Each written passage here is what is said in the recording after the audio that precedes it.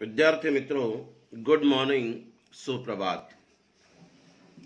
कक्षा 10वीं के पाठ क्रमांक 10 के बारे में आज हम चर्चा करेंगे, जिसका शीर्षक है ठेस, जो पूरक पठन के तौर पर हमें पढ़ने के लिए उपलब्ध है। फणीश्वरनाथ रेणु, इन्होंने एक कहानी लिखी हुई है जिसका नाम है ठेस। ठेस का अर्थ हम पहले समझते हैं। ठेस यानी क्या? हृदय को पहुंचने वाली एक चोट, जिसे हम ठेस कह सकते हैं, जिससे हमें दर्द होता है। कोई हमारे पैर का अंगूठा जो है या उंगलियां जो है किसी ठोस ऐसे पत्थर को लग जाती है तो हमारे उंगलियों में दर्द होता है, पीड़ा होती है। उसी प्रकार की मन को लगने वाली ये चोट, जिसे हम ठेस कह सकते हैं। कलाकार जो होते हैं, इन कलाकारों का कोई धर्म नहीं होता है। कलाकारों का कोई धर्म नहीं होता, जाति और वर्ग का हो, कोई भी जाति का, उसे अपनी कला पर अभिमान होता है। वो स्वाभिमान के मूल्यों को समझता है। उसकी रक्षा के लिए हमेशा हमें तत्पर रहना चाहिए। जातियां धर्म के नाम पर जब उसे स्वाभिमान पर आघात होता है, उसके हृदय को पीड़ा पहुंचती है, तो उसे वह कभी भी बर्दाश्त नहीं कर सकता। उसकी कला का सम्मान करना हमारे एक उत्तरदायित्व, जिम्मेदारी भी बनती है। प्रस्तुत कहानी ठेस ये इसी बात को व्यक्त करती है। लेखक फणीश्वरनाथ रेणु, इन्होंने यह आंचलिक कहानी के माध्यम से बिहार के ग्रामीण जीवन पर आधारित एक अच्छे से चित्रण किया है। ग्रामीण जीवन होगा, सामाजिक संबंध होंगे, अच्छी कारीगरी होगी, कारीगरों के स्वाभिमान आदि को बड़े ही सुंदर ढंग से इस ठेस कहानी में चित्रित किया गया है। थोड़ी सी पार्श्वभूमि हम देखते हैं। सिरिचंद जो ग्रामीण कलाकार, मोती घास और पटेल की रंगीन शीतल पाटीनी चटाई, बांस की तीलियों की झिलमिलाती चीख, सतरंगे डोर के मोंढे, या किसी तरह से भूसी चुन्नी रखने के लिए मूंज की रस्सी के बड़े बड़े जाले, ताल के सूखे पत्तों की छतरी और टोपी आदि उपयोगी वस्तुएं बनाता है श्रीचंद। ये वस्तुएं बनाकर अपनी आजीविका गुजारा भी करता है, कमाता भी है। स्वाभिमान होने के कारण वह अपने परिस्थिति में अपने स्वाभिमान की रक्षा भी करते हुए इस कहानी के माध्यम से हमें दिखाई देगा। ये कहानी जो है आंचलिक है।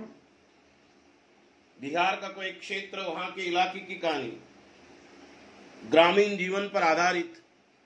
क्या कहते हैं फणीश्वरनाथ रेणु इस पाठ के माध्यम से? खेती बाड़ी के समय गांव के किसान सिरचन की गिनती नहीं करते थे। लोग उसे बेकारी नहीं, बेगार समझते थे। बेगार, बिना मजदूरी दिए लिया गया काम, बिना मजदूरी के, मजदूरी देना नहीं लेकिन जबरदस्ती लिया गया काम, इसीलिए उसे लोग बेगार समझते थे। इसलिए खेत खलियान की मजदूरी के लिए कोई नहीं बुलाने जाता है सिरचन को। क्या होगा उसको बुलाकर? दूसरे मजदूर खेत पहुंचकर 1/3 काम कर चुकेंगे। दूसरे मजदूर जो है खेत पहुंचकर 1/3 काम कर चुकेंगे, तब कहीं सिरचन राय हाथ में खुरपी डुलाता हुआ दिखाई पड़ेगा। पगडंडी पर तौल तौल कर पाव रखता हुआ धीरे धीरे मुफ्त में मजदूरी देनी होगी तो और बात है। सिरचन को काम के लिए कोई नहीं बुलाता था, खास तौर पर खेत खलियान की मजदूरी के लिए। क्या होता था, यदा कदा सिरचन को बोल भी दिया काम के लिए तो सारे मजदूर खेतों में आ जाते थे।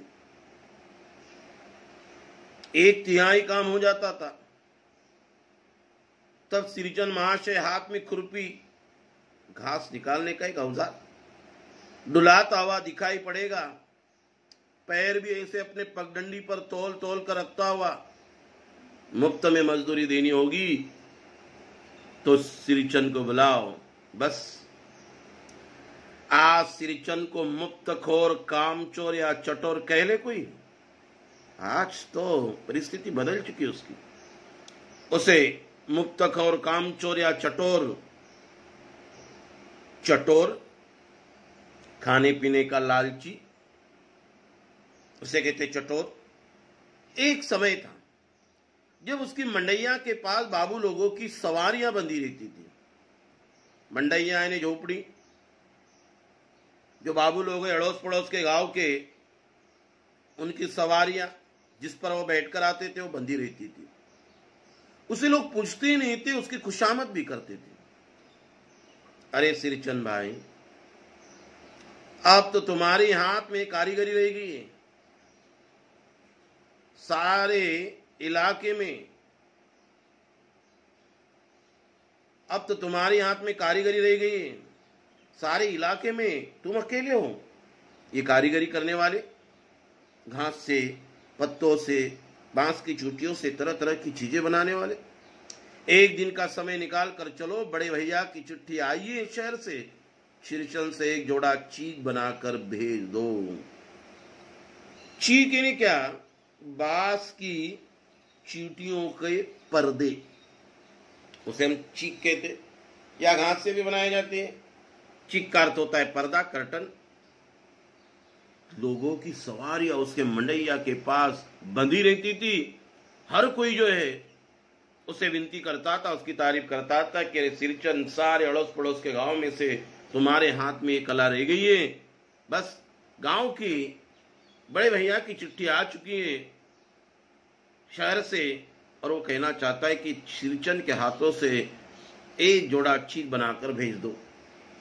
इस तरह से कई लोग उसके झोपड़ी के पास, मंडैया के पास खड़े रहते थे और उससे विनती करते थे। मुझे याद है, लेखक कह रहे हैं, मुझे याद है मेरी मां जब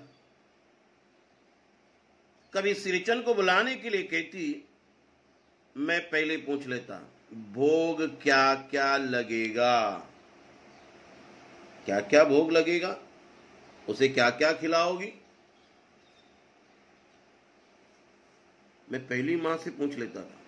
मां हंसकर कहती, जा आजा, बेचारा मेरे काम में पूजा भोग की बात नहीं उठाता कभी। पड़ोसी गांव के पंचानन चौधरी के छोटे लड़के को एक बार मेरे सामने बेपानी कर दिया था। एक बार उसकी झोपड़ी के पास मैं भी खड़ा था। पड़ोस के गांव का पंचानन चौधरी, उसका छोटा लड़का, बस मेरे सामने उसे बेपानी कर दिया था। बेपानी, बेइज्जत। बेपानी का अर्थ क्या होता है? बेइज्जत कर दिया था इतने लोगों में। सिरचन ने कहा था, तुम्हारी भाभी नाखून से काट कर तरकारी परोसती है। तुम्हारी भाभी जो है नाखून से काट कर तरकारी परोसती है, और इमली का रस डालकर कढ़ी तो हम मामूली लोगों की घरवालियां बनाती। तुम्हारी भाभी ने कहां से बनाना सीखी है? इससे लगता है कि खाने पीने का थोड़ा चटोर भी लग रहा है। तुम्हारी भाभी जो है नाखून से छांट कर तरकारी परोसती है, बहुत ही कम परोसती है। और कढ़ी, इमली का रस डालकर तो हमारे घर में भी कढ़िया बनती है। इतना मामूली खाना भरे लोगों में पंचानन चौधरी के छोटे लड़के को उसने बेपानी कर दिया था। इसलिए सिरचन को बुलाने के पहले मैं मां से पूछ लेता हूं। सिरचन को देखती मां हुलस कर कहती है, अरे आओ सिरचन। आओ सिरचन। लेखक क्यों पूछते हैं? क्योंकि उन्होंने वो देखा था, सुना था, पंचानन चौधरी के लड़के को सिरचन ने किस तरह से बेइज्जत करवाया था। क्योंकि बेइज्जत किया था, कहा था कि तुम्हारी भाभी नाखून से छांट कर तरकारी परोसती है, मतलब थोड़ा थोड़ा देती है। नाखून से छांट कर तरकारी परोसना यानी थोड़ा थोड़ा देना, और इमली का रस डालकर कड़ी बनाती है। इसीलिए मैं जब भी मां मुझे बुलाने के लिए कहती सिरचन को, तो मैं पूछ लेता कि उसको क्या क्या भोग लगाएगी। मां कहती थी कि नहीं। सिरचन को देखती मां उलझ कर कहती, आओ सिरचन, आज नैनू मत रही थी। क्या मत रही थी? नैनू मत रही थी, तो तुम्हारी याद आ गई। नैनू मथना ने वही छाछ निकाला, मक्खन निकालना, घी की खकोरों के साथ चूड़ा तुमको बहुत पसंद है ना। घी की खकोरन मथने के बाद लकड़ी की रही, उसे कहते हैं औजार कहते हैं, वो लकड़ी के माध्यम से मटके में रही चलाना, उससे जो मक्खन निकलता है, मक्खन को गर्म करना, गर्म करने के बाद उसका घी बनता है। तो पतीले को थोड़ा सा वो चिपक जाता है और वो एकदम कड़क बनता है, उसे कहते खकोरन। उसे क्या कहते? खकोरन। तो खकोरन के साथ चूड़ा तुमको बहुत पसंद है ना। और बड़ी बेटी ने ससुराल से संवाद भेजा है। क्या संवाद भेजा है? उनकी ननद रूठी हुई है। पति की बहन ने ननद रूठी हुई, नाराज है, गुस्सा है। क्या चाहिए उसको? मोती की शीतल पाटी के लिए। मोती एक प्रकार की घास है ये। शीतल पाटी ने चटाई। बड़ी बेटी की ससुराल से मुझे संवाद भेजा गया है कि उसकी ननद अभी रूठी हुई है। क्या चाहिए उसको? सिरचन के हाथों से मोती घास की शीतल पाटी चाहिए, इन्हें चटाई चाहिए। सिरचन अपनी पनियाई जीभ को संभाल कर हंसता है। पनियाई, मुंह में पानी आना। उसके मुंह में पानी आ गया और पानी आने के कारण चूड़ा खकोरन संभाल कर कहता है, हंसता है, घी की सौंधी सुगंध सुनकर ही आ रहा हूं काकी। घी कितनी अच्छी सुगंध आ रही है, उसको सुनकर आ रहा हूं काकी। नहीं तो इस शादी ब्याह में मौसम में दम मारने की भी छुट्टी कहां मिलती है। ऐसे शादी ब्याह के मौसम में इतना काम रहता है, इतना काम रहता है, कहां छुट्टी मिलती है, कहां फुर्सत मिलती है। कौन कह रहा है? सिरचन कह रहा है, कहां छुट्टी मिलती है। मतलब बात बनाना भी वो अच्छी तरह से जानता है। सिरचन जाति का कारीगर है, अच्छा कारीगर है सिरचन। मैंने घंटों बैठकर उसके काम करने के ढंग को देखा है। घंटों बैठकर जो है मैंने उसके काम करने के ढंग को इन्हें तरीकों को देखा है। बड़ा अच्छा कारीगर है, बेहतरीन कारीगरी वो करता है। तो ये जो है कई घंटों मैंने बैठकर उसके काम के ढंग को देखा है। एक एक मोतियों और पटेर को हाथ में लेकर बड़े जतन से उसकी कुच्ची बनाता है। बड़े जतन से क्या करता है? कुचिया बनाता है उसके घास की। मोती, एक एक मोती एक प्रकार की घास है। पटेर, पानी में होने वाले वो सरकंडे पौधे जिसको भिगोने के बाद क्या होता है? उसकी रस्सियां निकलती है। तो पटेर इन्हें पानी में होने वाले वह सरकंडे की जाति का एक पौधा होता है, हाथ में लेकर बड़े जतन से उसकी कुच्ची बनाता है। फिर कुच्चियों को रंगने से लेकर सुतली सुलझाने में पूरा दिन समाप्त करता है। सिरचन जाति का कारीगर, बहुत ही अच्छा कारीगर है। मोती घास, पटेर, इसकी रस्सियां बनाएगा, उसको एक साथ बांधेगा, कुच्ची बनाएगा, फिर उसको रंग लगाएगा, सुतली दिन बांधेगा, इसमें पूरा दिन समाप्त। काम करते समय उसकी तन्मयता ने एकाग्रता से जरा भी बाधा पड़ी कि गेहूं सांप की तरह फुफकार उठता है। गेहूं सांप की तरह जो है फुफकारता है। किसी ने उसकी तन्मयता ने लगन में, काम करने के लगन में थोड़ी सी बाधा डाल दी तो गेहूं जो सांप होता है उसकी तरह जो है फुफकार उठता है। फिर किसी दूसरे से करवा लीजिए काम। श्रीचंद मुंहजोरे काम चोर नहीं। श्रीचंद जो है मुंहजोर है, मुंहफट है। मुंहजोर का अर्थ क्या होता है? मुंहफट। जवाब तुरंत देने वाला, उसे कहते हैं मुंहफट। मुंहफट है, बोलता है लेकिन कामचोर नहीं।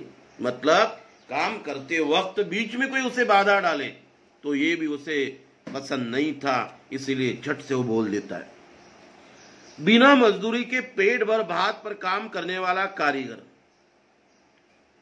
दूध में कोई मिठाई न मिले तो भी कोई बात नहीं, किंतु बात में जरा सी भी झाला वह नहीं बर्दाश्त कर सकता। बात में थोड़ा सा भी झाला, झाला का अर्थ होता है तीखापन। झाला का अर्थ क्या होता है? तीखापन बिल्कुल बर्दाश्त नहीं करता है। एक बार खाने में थोड़ा कम ज्यादा होगा तो चलेगा, लेकिन बात में थोड़ी सी भी तीखापन, कड़वापन वो बिल्कुल बर्दाश्त नहीं करता। ये उसकी स्वभावगत विशेषता है। श्रीचंद को लोग चटोर भी समझते हैं, खाने पीने का लालची। तली बघारी हुई तरकारी, दही की कड़ी, मलाई वाला दूध, इन सब का प्रबंध पहले कर लो, तब श्रीचंद को बुलाओ। श्रीचंद को कुछ लोग क्या चटोर भी कहते थे। तली बघारी हुई तरकारी, तली हुई कुछ सब्जी, दही की कड़ी बनाओ, मलाई वाला दूध, इन सब का प्रबंध, इंतजाम, व्यवस्था पहले कर लो, तब श्रीचंद को बुलाओ। दूध मिलाता हुआ हाजिर हो जाएगा, पीछे पीछे आएगा दूध मिलाता हुआ। खाने पीने में चिकनाई की कमी हुई, काम की सारी चिकनाई खत्म। खाने पीने में थोड़ा सा रूखापन आ गया, अच्छे अच्छे चिकने पदार्थ नहीं मिले तो काम की भी चिकनाई खत्म, समझ लीजिए। काम अधूरा रखकर उठ खड़ा होगा। आज तो अब अधक पाली दर्द से माथा टंटना रहा है। आज जो मेरा अधक पाली आधा सिर में दर्द होना, अधक पाली ने क्या, आधे सिर में दर्द होना, इसके कारण मेरा माथा जो है वो टंटना रहा है, दुख रहा है, दर्द हो रहा है। थोड़ा सा रह गया है, किसी दिन आकर पूरा कर दूंगा। फिर वो किसी दिन माने कभी नहीं आता है। काम करते वक्त खाना पीना उसे अच्छा नहीं मिला तो क्या करेगा? सर दर्द का बहाना बनाएगा, कहेगा कि मैं किसी दिन आकर कर दूंगा, फिर वो किसी दिन कभी नहीं आता है। इसीलिए उसके खाने पीने का ख्याल भी अच्छे से रखना होता था। मोती घास के पटेल की रंगीन शीतल पाटी। मोती घास, पटेरे ने वो सरकंडे पौधा, उसकी शीतल पाटी ने चटाई, बांस की तीलियों की झिलमिलाती चीक चीके ने पर्दा, सतरंगे डोर के मोंडे, मोंडे ने क्या, बांस के बैठने के लिए इस्तेमाल किए गए, उसे मोंडा कहते। भूसी चुन्नी रखने के लिए मूंज की रस्सी के बड़े बड़े जाले, जो अनाज की भूसी निकलती है, भूसी चुन्ना उसे कहते। ये जो है रखने के लिए रस्सी से बड़े बड़े जाले। हलवाए जो होते हल चलाने वाले के लिए ताल के सूखे पत्तों की छतरी और टोपी, जिससे वो धूप से बचा सके। पत्तों से बनाए गए क्या, ताल के सूखे पत्तों की, ताल यानी ताड़ के वृक्ष के जो पत्ते निकलते, उससे क्या करता था, छतरी टोपी बनाता था, ताकि हलवाए जो है वो सर पर रखकर अपना काम कर सके। इस तरह के बहुत से काम जिन्हें श्रीचंद के सिवा गांव में और कोई नहीं जानता था। श्रीचंद कौन कौन से काम जानता था? नंबर 1, मोती घास और पटेल की रंगीन शीतल पाटी। नंबर 2, बांस की तीलियों की झिलमिलाती चीख। नंबर 3, सतरंगे डोर के मोंढे। नंबर 4, भूसी चुन्नी रखने के लिए मूंज की रस्सी के बड़े बड़े जाले। और नंबर 5, हलवाओं के लिए ताल के ताड़ के वृक्ष के सूखे पत्तों की छतरी और टोपी। ऐसे बहुत से काम हो जानता है जिन्हें सिरचन के गांव में, सिरचन के सिवा गांव में और कोई नहीं जानता था। ये दूसरी बात है कि अब गांव में से ऐसे कामों को बेकाम का काम समझते हैं लोग। बेकाम यानी अनुपयोगी, बेकार का काम समझते। बेकाम का काम जिसकी मजदूरी में अनाज या पैसे देने की कोई जरूरत नहीं, पेट भर खिला दो, काम पूरा होने पर एक आध पुराना धुराना कपड़ा देकर विदा कर दो, वो कुछ भी नहीं बोलेगा। ऐसे लोगों की इस काम के प्रति विचारधारा थी। कुछ भी नहीं बोलेगा, ऐसे बात नहीं। सिरचन को बुलाने वाले जानते कि सिरचन बात करने में भी कारगर है। सिरचन तो बात करने में भी क्या है, बड़ा कारगर है, बड़ा प्रभावी है। क्या करता है? महाजन टोले के भज्जू महाजन की बेटी, पहले तो पंचानन चौधरी के लड़के को डांटा था, अभी महाजन टोले के भज्जू महाजन की बेटी सिरचन की बात सुनकर तिलमिला उठी थी। ठहरो, मैं मां से जाकर कहती हूं इतनी बड़ी बात। सिरचन की बात सुनी और गुस्सा हो गई, तिलमिला उठी, कहने लगी मैं अभी मां के पास जाती हूं और ये बात कहती हूं। बड़ी बात ये बिटिया, बड़े लोगों की बस बात ही बड़ी होती है, नहीं तो 2-3 पटेल की पार्टियों का काम सिर्फ खेसारी का सत्तू खिलाकर कोई करवाएगा भला? बड़ी बात, बड़े लोगों की बात ही बड़ी है बिटिया। 2-3 पटेल की पार्टियां मैंने बनाई और 2-3 पटेल की जो पार्टियां मैंने बनाई छोटी छोटी, और इतनी पार्टियां बनाने के बाद क्या खिलाया मुझे? सिर्फ खेसारी का सत्तू, खेसारी का सत्तू, भुने हुए चने, जौ आदि को पीसकर बनाया गया आटा, उसमें गुड़ वगैरह डाला जाता है, एक लड्डू की तरह बनाया जाता है। तो ये इसे कहते खेसारी का सत्तू। भुने हुए चने होते, जौ होते, इसको पिसाया जाता है, आटे में गुड़ वगैरह मीठा डाला जाता है और ये चूर्ण ये बनाया जाता है। तो तुम्हारी मां ने तो केवल खेसारी का सत्तू खिलाकर में से हाथों से 2-3 पटेल की पार्टियों का काम करवा लिया। ये तुम्हारी मां ही कर सकती बबुनी। बच्ची के लिए बबुनी शब्द इस्तेमाल किया। सिरचन ने मुस्कुराकर जवाब दिया था, इस बार मेरी छोटी बहन पहली बार ससुराल जा रही थी, जिसका नाम था मानू। यहां कहानी और आगे बढ़ती। बच्चों, इस प्रथम पाठ में, प्रथम हिस्से में, इस पाठ के पहले हिस्से में हमने क्या क्या देखा? सिरचन के बारे में देखा, जाति का कारीगर, अड़ोस पड़ोस के गांव में एक ही कारीगर बचा हुआ है, इसीलिए उसके मुंडैया के पास कई बाबू लोगों की सवारियां खड़ी रहती थी, हर कोई उसे विनती करता था, लेकिन खाने पीने का ये चटोरे, खाने पीने में चिकनाई कम हुई तो ये कोई ना कोई बहाना बनाता था, वहां से निकल कर चला जाता था। एक तो मुंहफट जवाब देता है, चाहे किसी तरह से पंचानन चौधरी के लड़का क्यों न हो या महाजन टोले के भज्जू महाजन की लड़की क्यों न हो, तो ये मुंहफट जवाब देने वाला ऐसा ये सिरचन, इसकी जानकारी हमने अभी तक यहां प्राप्त की। ठेस कहानी का ये पहला पाठ हमारा यहां समाप्त होता है। ठेस कहानी के दूसरे पाठ में बचा हुआ अधूरा पाठ हम पढ़ेंगे। धन्यवाद।